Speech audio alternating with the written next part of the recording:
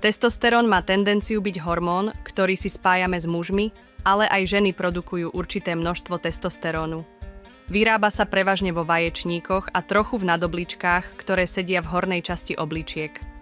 Hladiny testosterónu sa s vekom postupne znižujú, no nie je to hormón, ktorý sa musí nahradiť u všetkých žien. Sexuálna túžba je zložitý problém a hormóny nie sú všetko, čo sa týka sexuálnej túžby. Existuje veľa vecí, ktoré prispievajú k našim myšlienkam a pocitom o sexe, vrátane psychologických aspektov, kultúrnych úvah a vecí, ktoré sme sa naučili o sexe. Ak máte pocit, že máte nízku sexuálnu túžbu, nie ste sami. Štúdia NACAL je veľká štúdia, ktorá zahŕňa približne 15 000 žien a vykonáva sa každých 10 rokov. Najnovšia štúdia zistila, že 34% britských žien sa obáva nedostatku záujmu o sex. Je bežné, že túžba v dlhodobých vzťahoch je skôr o reagovaní na podnety, ako je dotyk, než o pociťovaní túžby z ničoho nič. Ďalšia vec, ktorá môže ovplyvniť túžbu, sú veci v našom živote, ktoré nás brzdia, ako je stres, úzkosť, rozptýlenie a starosti o to, ako vyzeráte.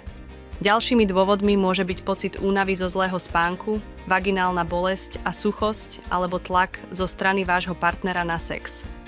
Ak brzdy prevažujú nad plynom a vecami, ktoré nás nútia mať sex, potom môže byť ťažké vzrušiť sa a mať príjemný sex.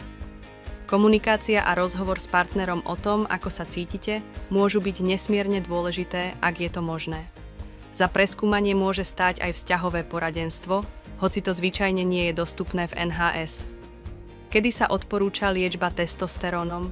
Dôkazy a usmernenia naznačujú, že testosterón možno zvážiť u žien po menopauze alebo u žien, ktoré mali skorú menopauzu alebo náhlu menopauzu v dôsledku chirurgického zákroku alebo liečby rakoviny, ktoré majú nízku sexuálnu túžbu, ktorá je znepokojujúca, keď samotná HSL nepomáha.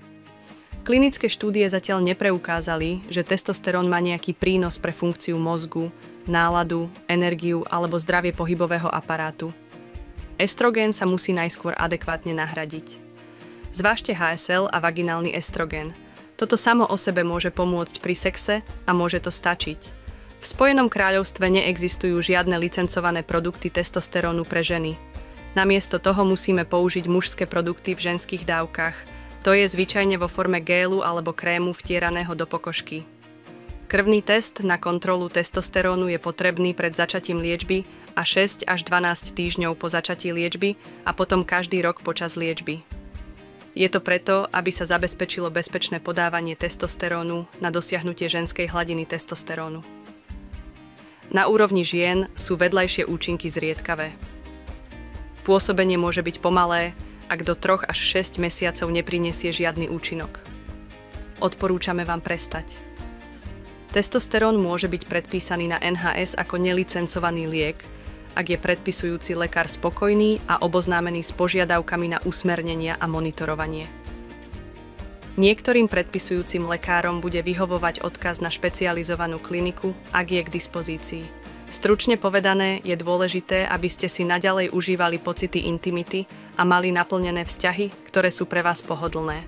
Porozprávajte sa so zdravotníckym pracovníkom. Sme tu, aby sme vám pomohli.